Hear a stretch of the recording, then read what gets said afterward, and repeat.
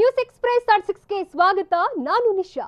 ತಾಯಿ ಮಾರಿಕೊಂಡ್ರು ಎಂದ ಸಿದ್ದು ಮಾತಿಗೆ ಮುನಿದ ಅಭ್ಯರ್ಥಿ ಕಣ್ಣೀರು. ಡಿಕೆಶಿಗೆ ದೇವರೇ ದಿಕ್ಕೆಂದು ಟೀಕಿಸಿದ ಅಶೋಕ್ಗೆ ಬಂಡೆ ಡಿಚ್ಚಿ. ದೇಶಕ್ಕೆ ಬರುವ ಲಸಿಕೆ ಕರ್ನಾಟಕಕ್ಕೆ ಫಸ್ಟ್ ಸಿಗ್ತಿರೋದು ಹೇಗೆ?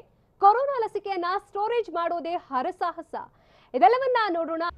ಮಿನಿವಾರ ಅಖಾಡದಲ್ಲಿ ಜನನಾಯಕರಿಂದ ಸೇರಿಗೆ ಸವಾ ಸೇರು. ಸಿದ್ದರಾಮಯ್ಯ ಹೇಳಿದ ಯಾವ ಮಾತಿಗೆ ಮುನಿರತ್ನ ಕಣ್ಣೀರಾಕಿದ್ರು? ಅಖಾಡಕ್ಕಿಳಿದ ದೇವೇಗೌಡ ಸಿದ್ದು ವಿರುದ್ಧ ಗುಡುಗಿದ್ದು ಯಾಕೆ? ಆರ್ಆರ್ ನಗರ ಚುನಾವಣೆಗೆ ತಾರಾರಂಗು ಕೊಟ್ಟವರ್ಯಾರು?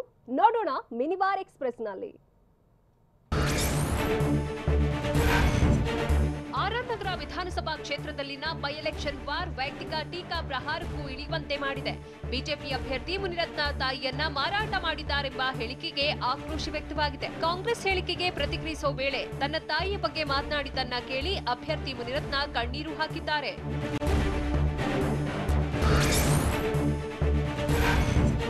ನವೆಂಬರ್ 3ರಂದು ತುಮಕೂರು ಜಿಲ್ಲೆ ಶಿರಾ ಕ್ಷೇತ್ರದ ಉಪಚುನಾವಣೆ ನಡೆಯುತ್ತಿದ್ದು 3 ಪಕ್ಷದ ನಾಯಕರು ಮತಬೇಟೆಯಲ್ಲಿ ತೊಡಗಿದ್ದಾರೆ. ಮೊದಲೂರು ದಂಡೆ ಬಳಿ ಕೆಪಿಸಿಸಿ ಅಧ್ಯಕ್ಷ ಡಿಕೆ ಶಿವಕುಮಾರ್ ಮತ್ತು ಜೆಡಿಎಸ್ನ ನಿಖಿಲ್ ಕುಮಾರ್ ಮುಖಾಮುಖಿಯಾದರು. ಮುಖಾಮುಖಿ ಬಳಿಕ ನಗುತ್ತಲೇ ವಾಹನದಲ್ಲಿ ಇಬ್ಬರು ಹೊರಟ್ರೆ ಕಾಂಗ್ರೆಸ್ ಜೆಡಿಎಸ್ ಕಾರ್ಯಕರ್ತರು ಪರಸ್ಪರ ಘೋಷಣೆ ಕೂಗಿದ್ರು.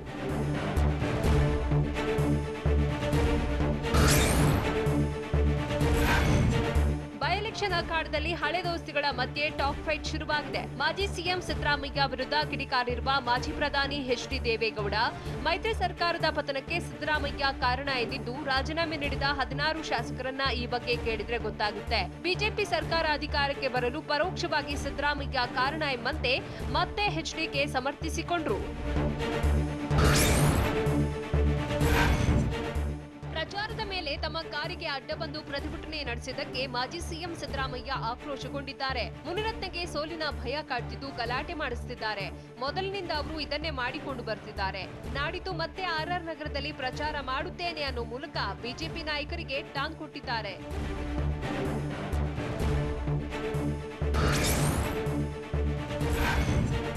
ಬೆಂಗಳೂರಿನಲ್ಲಿ ಮಳೆಯಿಂದ ಜನರು ಕಷ್ಟ ಅನುಭವಿಸಿದ್ದಾರೆ.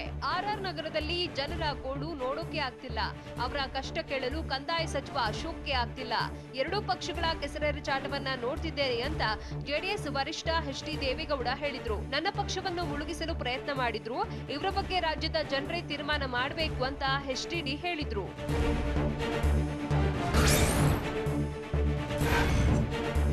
ಮಂಡ್ಯ ಬೈ ಎಲೆಕ್ಷನ್ ವೇಳೆ ಜೋಡೆತ್ತುಗಳು ಅಂತ ಬಿಂಬಿಸಿಕೊಂಡಿದ್ದ ಎಚ್.ಡಿ.ಕೆ ಮತ್ತು ಡಿಕೆಶಿ ಈಗ ಕುಂಟೆತ್ತುಗಳಾಗಿವೆ ಅಂತ ಟೀಕಿಸಿದ್ರು. ಇದಕ್ಕೆ ಕಿಡಿಕಾರಿದ ಮಾಜಿ ಸಚಿವ ರಾಮಲಿಂಗಾರೆಡ್ಡಿ ಅವರು ಕುಂಟೆತ್ತು ಆದ್ರೆ ಇವರೇನು ಎಮ್ಮೆಗಳ ಎಂದು ಪ್ರಶ್ನಿಸಿದ್ದಾರೆ.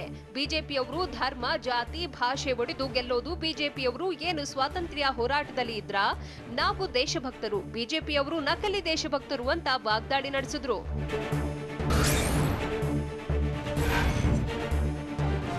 ಶಿರಾದಲ್ಲಿ ವಿಜಯೇಂದ್ರ ಚುನಾವಣಾ ತಂತ್ರ ವಿಚಾರದ ಬಗ್ಗೆ ಆಕ್ರೋಶ ವ್ಯಕ್ತಪಡಿಸಿರುವ ಮಾಜಿ ಪ್ರಧಾನಿ ಎಚ್.ಡಿ. ದೇವೇಗೌಡ ಅವರು ಚುನಾವಣೆ ನಡೆಸೋ ಬಗ್ಗೆ ನನಗೆ ಗೊತ್ತಿದೆ.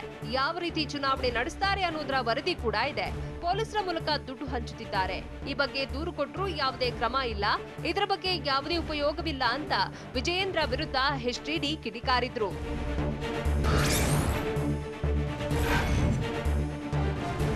ಶಿರಾದಲ್ಲಿ ಕಾಂಗ್ರೆಸ್ ಅಭ್ಯರ್ಥಿಯಾಗಿರೋ ಟಿವಿ ಜಯಚಂದ್ರರನ್ನ ಮುದಿ ಎತ್ತುವಂತ ಬಿಜೆಪಿಯವರು ಟೀಕಿಸುತ್ತಿದ್ದಾರೆ. ಹಾಗಾದ್ರೆ ಯಡಿಯೂರಪ್ಪ, ದೇವೇಗೌಡರು ಎಳಸು ಎತ್ತುಗಳ ಅಂತ ಮಾಜಿ ಸಿಎಂ ಸಿದ್ದರಾಮಯ್ಯ ಪ್ರಶ್ನಿಸಿದ್ದಾರೆ. ಬಿಜೆಪಿ ಜೆಡಿಎಸ್ ಆರೋಪಕ್ಕೆ ಸಿದ್ದರಾಮಯ್ಯ ಟಾಂಗ್ ಕೊಟ್ಟ ಸಿದ್ದು, ಬಿಎಸ್ವೈ ದೇವೇಗೌಡರು ಮೋದಿ ಎರಡು ಹಲ್ಲು ಎತ್ತುಗಳ ಅನ್ನೋ ಮೂಲಕ ತಿರುಗೇಟು ನೀಡಿದ್ದಾರೆ. ಆರ್ಆರ್ ನಗರ ಕ್ಷೇತ್ರದ ಜನ ತನ್ನ ಕೈ ಹಿಡಿತಾರೆ ಅನ್ನೋ ವಿಶ್ವಾಸವಿದೆ ಅಂತ ಕಾಂಗ್ರೆಸ್ ಅಭ್ಯರ್ಥಿ ಕುಸುಮಾ ಹನುಮಂತರಾಯಪ್ಪ ಹೇಳಿದ್ದಾರೆ. ಸಚಿವರೇ ಕ್ಷೇತ್ರದಲ್ಲಿ ಠಿಕಾಣಿ ಹೂಡಿದ್ರೂ ಜನರಿಗೆ ತನ್ನ ಮೇಲೆ ವಿಶ್ವಾಸವಿದೆ. ಹಿಂದಿನ ಶಾಸಕರು ಮಾಡಿದ ದೌರ್ಜನ್ಯಗಳನ್ನೆಲ್ಲ ಜನ ಗಮನಿಸುತ್ತಿದ್ದಾರೆ. ಕಾಂಗ್ರೆಸ್ ಪಕ್ಷಕ್ಕೆ ಈಗಲೂ ಭದ್ರ ನೆಲೆ ಇರುವ ಆರ್ಆರ್ ನಗರದಲ್ಲಿ ಗೆದ್ದೇ ಗೆಲ್ತೀನಿ ಅಂತ ಹೇಳಿದ್ರು.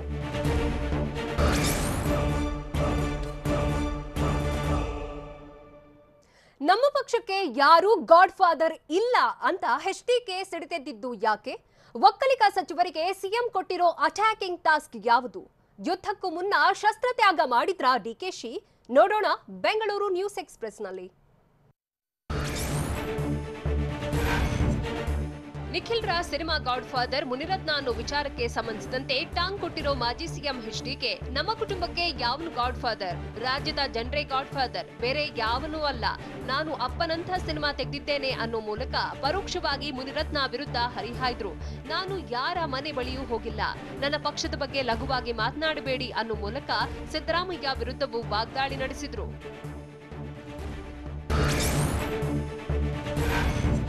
ಡಿಕೆ ಶಿವಕುಮಾರ್ ಮೇಲೆ ಅಟ್ಯಾಕ್ ಮಾಡಿ ಎಂದು ಒಕ್ಕಲಿಗ ಸಚಿವರಿಗೆ ಸಿಎಂ ಟಾಸ್ಕ್ ಕೊಟ್ಟಿದ್ದಾರೆ ಅಂತ ಡಿಕೆಶಿ ಆರೋಪಿಸಿದ್ದಾರೆ. ಬೆಂಗಳೂರಿನಲ್ಲಿ ಮಾತನಾಡಿದ ಡಿಕೆ ಶಿವಕುಮಾರ್, ಸಿಎಂ ಹೇಳಿದ ಬಳಿಕವೇ ಒಕ್ಕಲಿಗ ಮಿನಿಸ್ಟರ್ಗಳು ಬಾಯಿಗೆ ಬಂದಂತೆ ಮಾತನಾಡ್ತಿದ್ದಾರೆ ಅಂದ್ರು. ಇನ್ನು ಟಿಬಿ ಜಯಚಂದ್ರರನ್ನ ಮುದಿಯತ್ತು ಎಂದಿದ್ದಕ್ಕೆ ಟಾಂಗ್ ಕೊಟ್ಟ ಡಿಕೆಶಿ, ಮುಖ್ಯಮಂತ್ರಿಗಳಿಗೆ ನಾವು ಮುದಿಯತ್ತು ಅನ್ನೋಕೆ ಆಗುತ್ತಾ ಅಂತ ಹೇಳಿದ್ರು.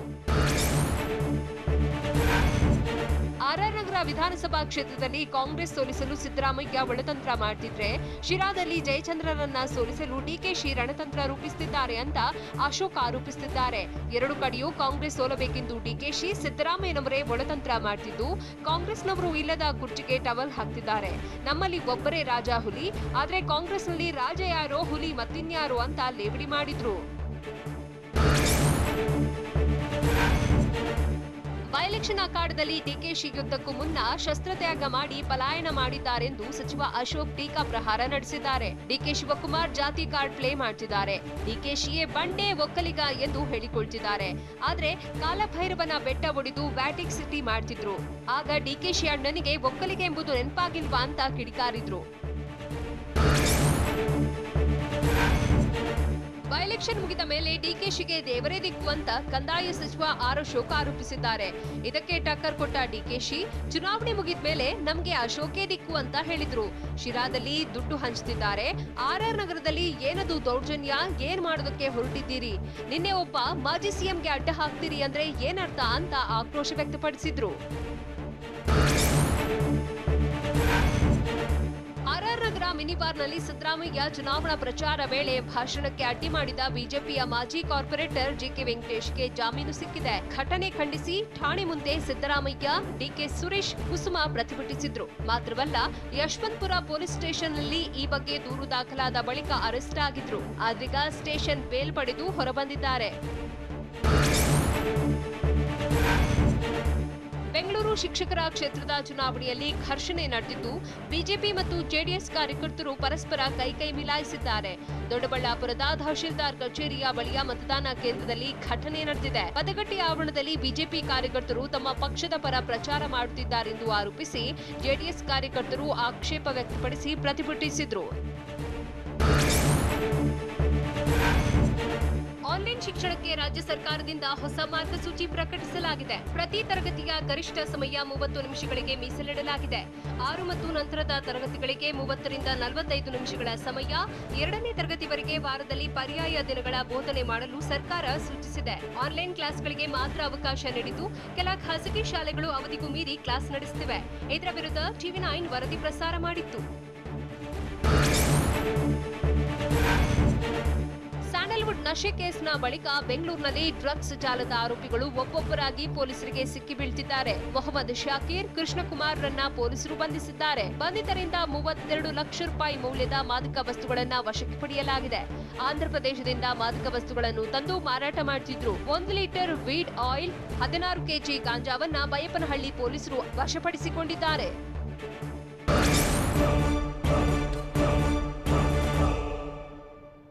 ಶಿರಾ ಬೈ-ಎಲೆಕ್ಷನ್ ಅಖಾಡದಲ್ಲಿ ಜಾಗ್ವಾರ್ ಪ್ರಚಾರ ಹೇಗಿದೆ?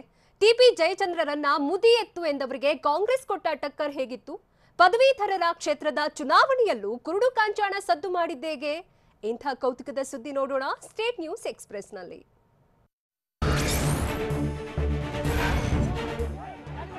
ತುಮಕೂರು ಜಿಲ್ಲೆ ಶಿರಾ ಕ್ಷೇತ್ರದ ಬಡಮಾರನಹಳ್ಳಿಯಲ್ಲಿ ಕಾಂಗ್ರೆಸ್ ಬಿಜೆಪಿ ಕಾರ್ಯಕರ್ತರ ಮಧ್ಯೆ ಗಲಾಟೆ ನಡೆದಿದೆ.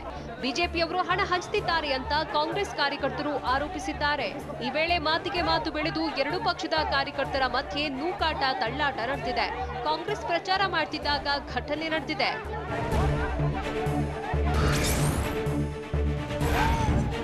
ಶಿರಾ ಕ್ಷೇತ್ರದ ಬಡಮಾರನಹಳ್ಳಿಯಲ್ಲಿ ಬಿಜೆಪಿ ಲೀಡರ್ಸ್ ಕಾರ್ಯಕ್ರಮ ನಡೆಸುತ್ತಿದ್ರು. ಈ ವೇಳೆ ಅದೇ ಗ್ರಾಮಕ್ಕೆ ಕೆಪಿಸಿಸಿ ಅಧ್ಯಕ್ಷ ಡಿಕೆಶಿ ಪ್ರಚಾರಕ್ಕೆ ತೆರಳಿದ್ದಾರೆ. ಆಗ ಕೈ ಕಾರ್ಯಕರ್ತರು ಮತ್ತು ಬಿಜೆಪಿ ಕಾರ್ಯಕರ್ತರು ಎದುರು ಬದುರಾಗಿದ್ದು, ಬಿಜೆಪಿ ಕಾರ್ಯಕರ್ತರನ್ನ ಕೈ ಕಾರ್ಯಕರ್ತರು ಕಳ್ಳರು ಅಂತ ನಿಂದಿಸಿದ್ದಾರೆ ಎನ್ನಲಾಗಿದೆ. ಆಗ ಕಾರ್ಯಕರ್ತರ ಮಧ್ಯೆ ಮಾತಿಗೆ ಮಾತು ಬೆಳೆದು ಪರಸ್ಪರ ಕಿತ್ತಾಡಿಕೊಂಡಿದ್ದಾರೆ.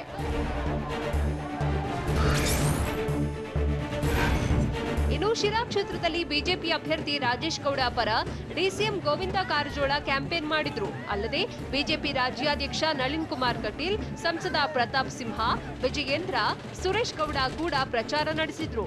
ಕ್ಷೇತ್ರದ ಹಲವು ಹಳ್ಳಿಗಳಲ್ಲಿ ರೋಡ್ ಶೋ ನಡೆಸಿ ಜನರಲ್ಲಿ ಮತಯಾಚಿಸಿದ್ರು.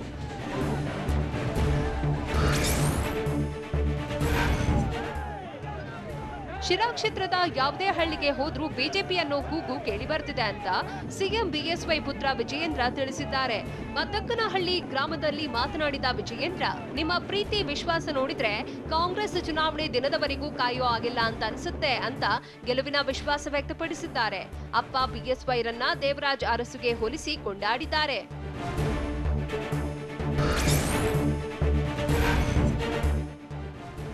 ಶಿರಾ ಕ್ಷೇತ್ರದಲ್ಲೂ ಬೈ ಎಲೆಕ್ಷನ್ ಕಾವು ಜೋರಾಗಿದ್ದು, ಮೂರು ಪಕ್ಷಗಳ ನಾಯಕರು ಅಬ್ಬರದ ಪ್ರಚಾರ ನಡೆಸಿದ್ದಾರೆ.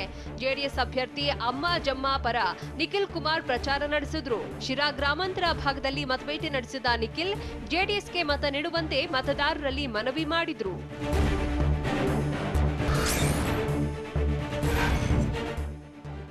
ವಿಧಾನ ಪರಿಷತ್ನ ಬೆಂಗಳೂರು ಶಿಕ್ಷಕರ ಕ್ಷೇತ್ರದ ಚುನಾವಣೆಯಲ್ಲಿ ಶಿಕ್ಷಕ ಮತದಾರರಿಗೆ ಹಣ ಹಂಚುತ್ತಿದ್ದ ಶಿಕ್ಷಕನನ್ನ ಪೊಲೀಸರು ವಶಕ್ಕೆ ಪಡೆದಿದ್ದಾರೆ. ರಾಮನಗರ ಜಿಲ್ಲೆ ಕನಕಪುರದ ಮಿನಿ ವಿಧಾನಸೌಧ ಕಚೇರಿ ಬಳಿ ಹಣ ಹಂಚಿಕೆ ಮಾಡುತ್ತಿದ್ದ ಅತ್ತಿಹಳ್ಳಿ ಪ್ರೌಢಶಾಲೆ ಶಿಕ್ಷಕ ವೆಂಕಟೇಶ್ ಶಿಕ್ಷಕ ಮತದಾರರಿಗೆ ತಲಾ 2,000 ರೂಪಾಯಿ ಹಂಚುತ್ತಿದ್ದ. ತಹಶೀಲ್ದಾರ್ ವರ್ಷಾ ನೇತೃತ್ವದಲ್ಲಿ ನಡೆದ ಕಾರ್ಯಾಚರಣೆಯಲ್ಲಿ 85,000 ರೂಪಾಯಿ ನಗದು ಜಪ್ತಿ ಮಾಡಿದ್ರು.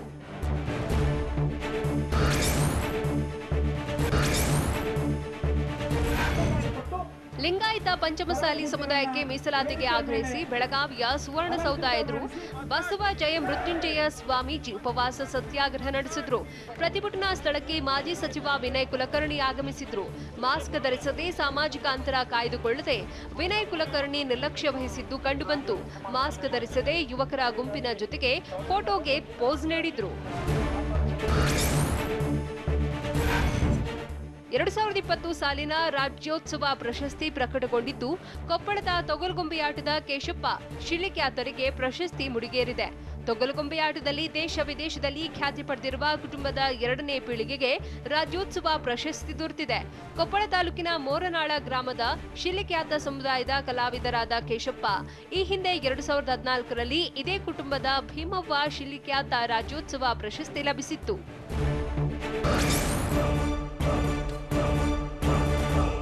ಲಸಿಕೆ ದೇಶಕ್ಕೆ ಬಂದ್ರೂ ಕರ್ನಾಟಕಕ್ಕೆ ಮೊದಲು ಬರೋದು ನಿಜಾನಾ?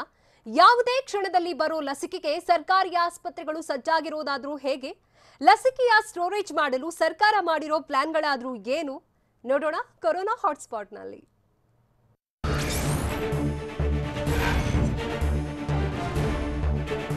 ವಿದೇಶದಿಂದ ಕೊರೋನಾಗೆ ಲಸಿಕೆ ಸಿಗುವ ಮೊದಲೇ ಹೈದರಾಬಾದ್ ಮೂಲದ ವ್ಯಕ್ತಿಯ ಮೂಲಕ ಕರ್ನಾಟಕಕ್ಕೆ ಮೊದಲು ಲಸಿಕೆ ಸಿಗಲಿದೆ ಅಂತ ಆರೋಗ್ಯ ಸಚಿವ ಸುಧಾಕರ್ ಹೇಳಿದ್ದಾರೆ. ಚಿಕ್ಕಬಳ್ಳಾಪುರದ ಪೆರೇಸಂದ್ರದಲ್ಲಿ ಮಾತನಾಡಿದ ಸುಧಾಕರ್, ಕೃಷ್ಣ ಎಲ್ ಸಂಶೋಧಿಸಿರೋ ಕೊರೋನಾ ಲಸಿಕೆ ಅಂತಿಮ ಹಂತದಲ್ಲಿದ್ದು, ದೇಶಕ್ಕೆ ಬರುವ ಕೊರೋನಾ ಲಸಿಕೆ ಕರ್ನಾಟಕಕ್ಕೆ ಮೊದಲು ಬರುತ್ತೆ ಅಂತ ಹೇಳಿದ್ರು.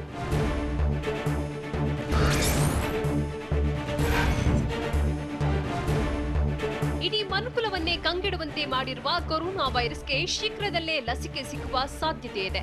ಹೀಗಾಗಿ ಈ ಬಗ್ಗೆ ಮಾತನಾಡಿರುವ ಆರೋಗ್ಯ ಸಚಿವ ಸುಧಾಕರ್, ಯಾವುದೇ ಸಂದರ್ಭದಲ್ಲಾದರೂ ಕೊರೋನಾಗೆ ಲಸಿಕೆ ಸಿಗಲಿದೆ.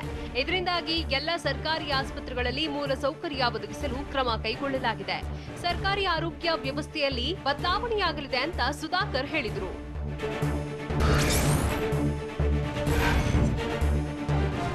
ಇಡೀ ಜಗತ್ತನ್ನೇ ಬೆಚ್ಚಿ ಬೀಳಿಸಿರೋ ಕೊರೋನಾ ವೈರಸ್ಗೆ ಕೊನೆಗೂ ಮದ್ದು ಸಿಕ್ಕೇ ಬಿಡ್ತಾ ಅನ್ನೋ ಕುತೂಹಲಕ್ಕೆ ಆಕ್ಸ್ಫರ್ಡ್ ವಿವಿ ಉತ್ತರ ನೀಡಿದೆ.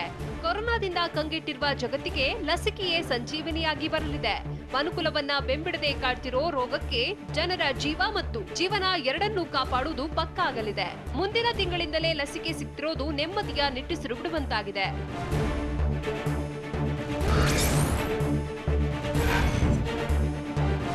ಕೊರೋನಾಗೆ ಲಸಿಕೆ ನೀಡೋದು ಹೇಗೆ ಅನ್ನೋದ್ರ ಬಗ್ಗೆ ವ್ಯಾಪಕ ಚರ್ಚೆ ನಡೆದಿದೆ. ಜಾಗತಿಕ ಸಂಶೋಧನೆ ಸಕ್ಸಸ್ ಆದ್ರೆ ಎಲ್ಲರಿಗೂ ಲಸಿಕೆ ಸಿಗೋ ಸಾಧ್ಯತೆ ಇದೆ. ಭಾರತದಲ್ಲಿ ಎಲ್ಲಾ ಜನರಿಗೂ ಲಸಿಕೆ ಸಿಗೋ ಹಾಗೆ ಸರ್ಕಾರ ಮಾಡಲಿದೆಯಂತೆ. ಕರ್ನಾಟಕದಲ್ಲಿ ಎಲ್ಲರಿಗೂ ಲಸಿಕೆ ನೀಡೋ ಕಾರ್ಯಕ್ರಮ ಜಾರಿಯಾಗುವ ಸಾಧ್ಯತೆ ಇದೆ. ಯಾವ್ಯಾವ ವಲಯದಲ್ಲಿ ಜನರಿಗೆ ಲಸಿಕೆ ನೀಡಬೇಕು ಅಂತ ಸರ್ಕಾರ ಪಟ್ಟಿ ಮಾಡಲಿದೆ.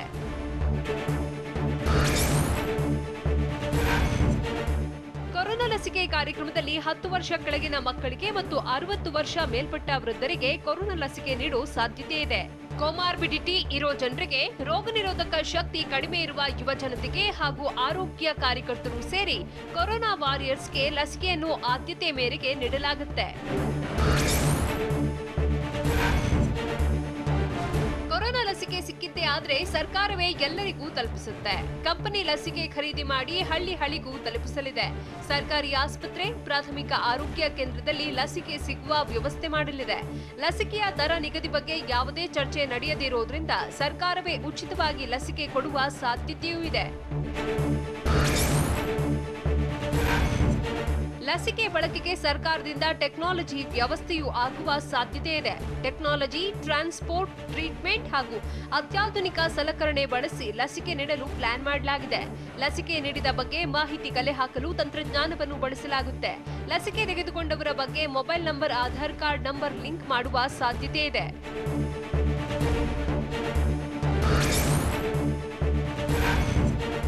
ಕೊರೋನಾಗೆ ಲಸಿಕೆ ಸಿಕ್ಕ ಬಳಿಕ ರಾಜ್ಯದ ಪ್ರತಿಯೊಬ್ಬರಿಗೂ ಲಸಿಕೆ ಹಾಕುವ ಕೆಲಸವನ್ನ ಸರ್ಕಾರವೇ ಮಾಡೋ ಸಾಧ್ಯತೆ ಹೆಚ್ಚಿದೆ.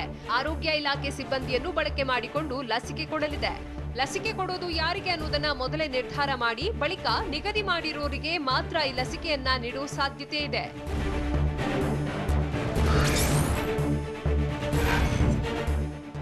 ಕೊರೋನಾ ಲಸಿಕೆಯನ್ನ ಹೇಗೆ ಸ್ಟೋರೇಜ್ ಮಾಡೋದು ಅನ್ನೋದು ಸಹ ತೀವ್ರ ಕುತೂಹಲಕ್ಕೆ ಕಾರಣವಾಗಿದೆ.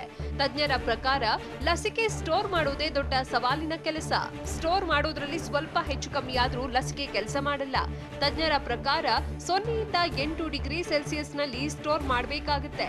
ಲಸಿಕೆ ಸ್ಟೋರ್ ಮಾಡೋದಕ್ಕೆ ಅಲ್ಟ್ರಾ ಕೂಲಿಂಗ್ ಸಾಧನಗಳ ಅವಶ್ಯಕತೆ ಇದೆಯಂತೆ.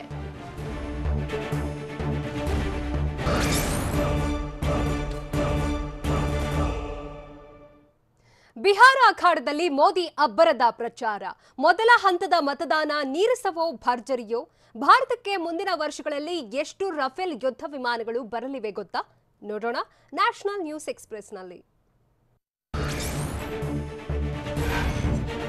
ತೀವ್ರ ಕುತೂಹಲ ಕೆರಳಿಸಿರುವ ಬಿಹಾರ ವಿಧಾನಸಭಾ ಚುನಾವಣೆಯಲ್ಲಿ ಮೊದಲ ಹಂತದ ಮತದಾನ ನಡೆಯಿತು.